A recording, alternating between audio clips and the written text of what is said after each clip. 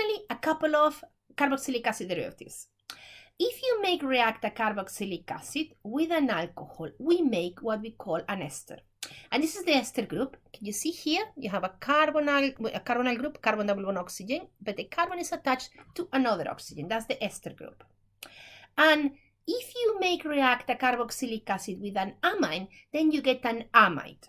And this is the amide group. It is the carbon double bond oxygen and it's attached to a nitrogen. And then the nitrogen can have either one carbon or two carbons attached to it.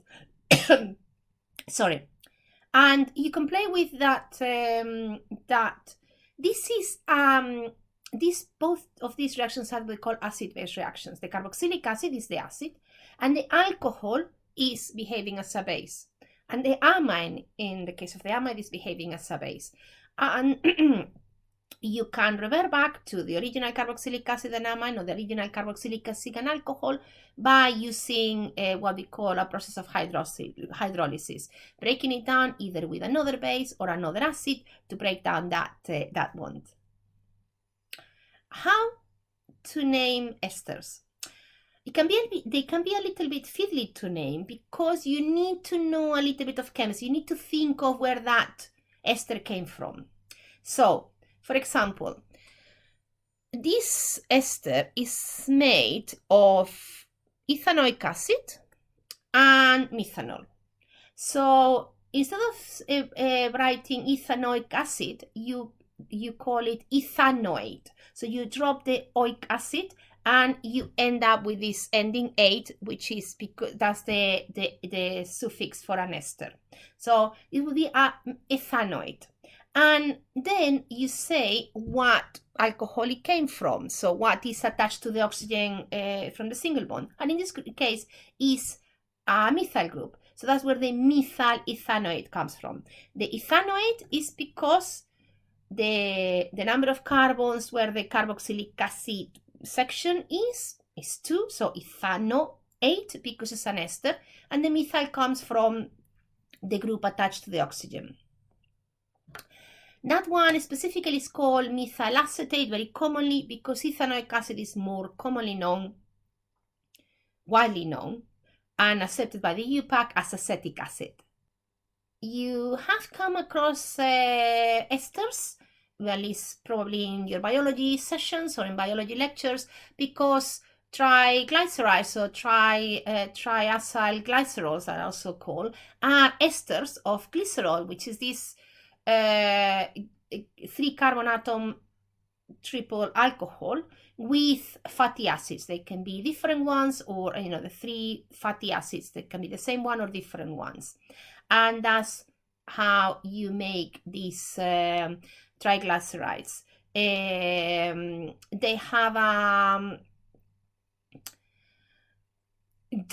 what they call the simple lipids or simple fats. Amides. The most famous amides that you have come across before is proteins, because the peptide bond in proteins that keep the different amino acids together and gives the primary structure to the proteins is an amide bond. You just call it peptide in a biological context. So how do you name them? Okay, again, you look at the original carboxylic acid they came from, but instead of, and you drop the oic acid of the ending, and you substitute it with the word amide. So for example, here you have this came from ethanoic acid or from acetic acid. You call it ethanamide or acetamide. This one with 3 carbon atoms, you call it propanamide because it comes from 3 carbon atoms. This one,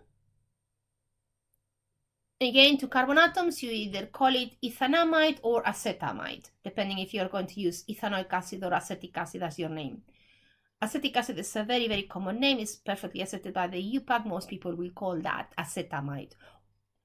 Now, in the first 2 cases, you have said everything that you have to say about this molecule. That you have 2 carbon atoms or 3 carbon atoms, and that is an amide.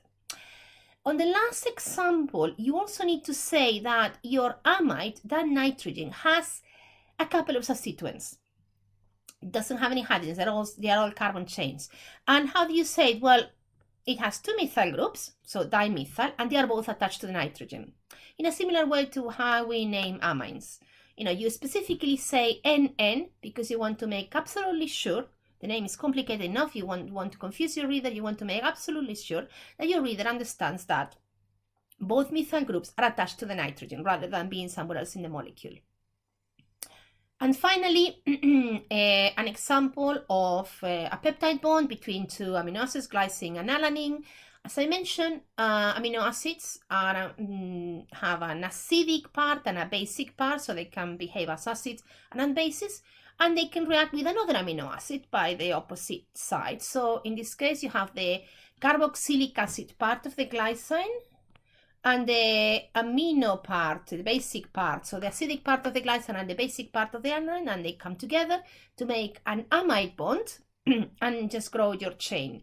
And it's an amide bond, and because you are using biomolecules, you are looking at amino acids, you call it peptide bond. And every time you make a peptide bond, you will see you make a molecule of water, 1 molecule of water per peptide bond that you're making. This is all from me.